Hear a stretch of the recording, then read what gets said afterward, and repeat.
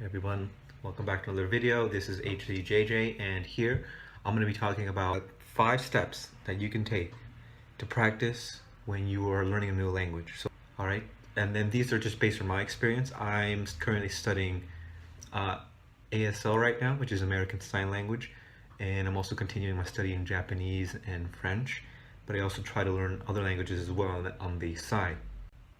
For number 1, we want to make sure, and I know it's kind of a hassle, but you do want to memorize vocab. And it's not the best thing to do.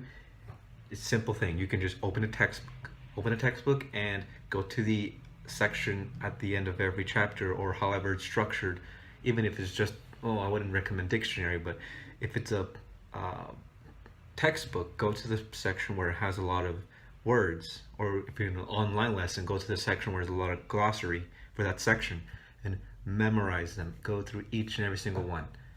It's boring, but it really does help. Repetition is the key to success, and if you keep repeating the same words over and over again, it's going to make everything so much easier. So when you see the word, reading it later on, or see it on TV, it's going to come right back to you because you are repeating it over and over and over again.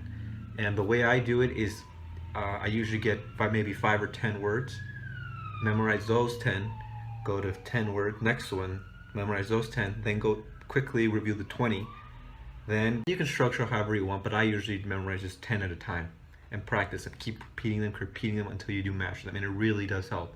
And one thing to take in mind is that you don't want to memorize them in English, okay? So, and you don't want to say, if you're reading for, I don't know, let's say French, if you're memorizing the word for glasses, you don't want to remember des lunettes and then glasses connected. You just want to remember des lunettes and then immediately have your brain go to this. Don't translate it in your brain.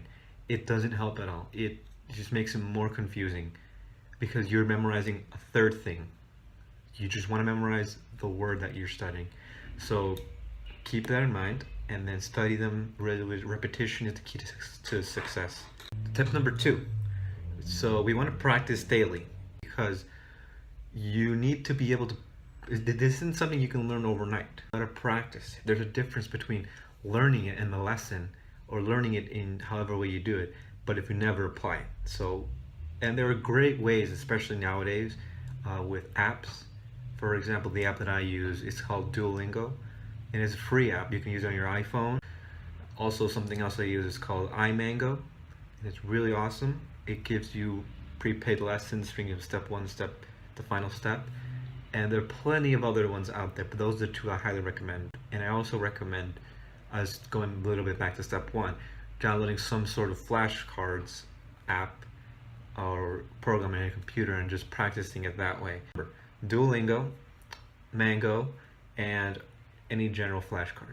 So step number 3, you want to be social, and when learning a language, you gotta speak it. Otherwise, there really isn't any point. Or in the case of sign language, you gotta sign it. You just gotta express it. You gotta communicate with others. So what you want to do, and it doesn't have to be anything. If you're studying Portuguese, you don't have to go to Portugal. You don't have to go, I believe, Brazil. You don't have to go to those countries. That's not what I'm talking about. What I'm talking about is you want to perhaps join a close by group practicing that language. If you're going to college and you're studying there, you want to make friends with everyone and perhaps meet up after class or talk during Skype. And there are plenty of apps out there as well that can help you connect with other people in your local area. Now so you gotta make sure you are involved some way in the community and practicing it, not just in yourself, but with other people, actually applying what you learned. Number 4. So what we want to do for number 4 is you want to get involved in the culture. On topic, when you come across certain items, you want to learn about the culture because it's going to help you and give you a much greater understanding of what the words or sentences or phrases, idioms as well, similes might mean. Not only do you learn, about it helps you learn faster the language. But when you go to said country or you talk to anyone else that comes from that culture and language, you're going to be able to relate to them much more easier. The truth is, if you want to learn as much as possible, you're going to have to put away your beliefs, your values, momentarily put them on the side. And I'm not saying get rid of them, but put them on the side. And when you're going to learn about a language, you're going to want to learn their culture as well. And if you find something that's weird, then for them it's maybe normal. To you it may be weird. But you got to make sure you always keep an open-minded.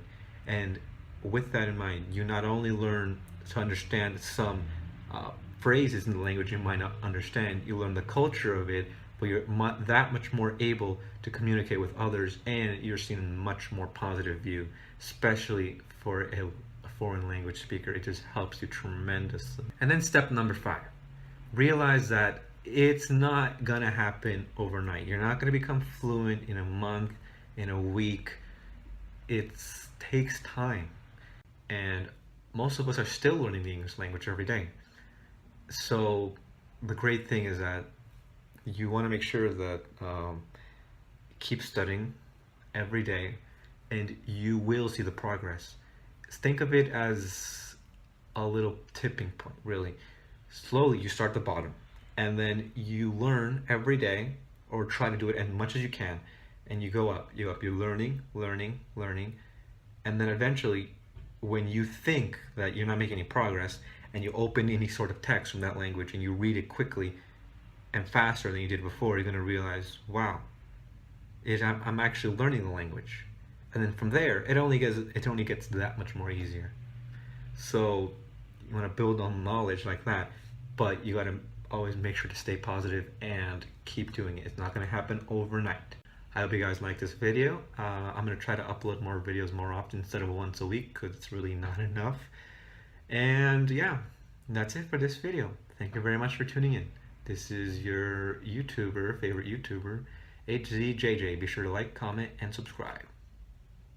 Peace.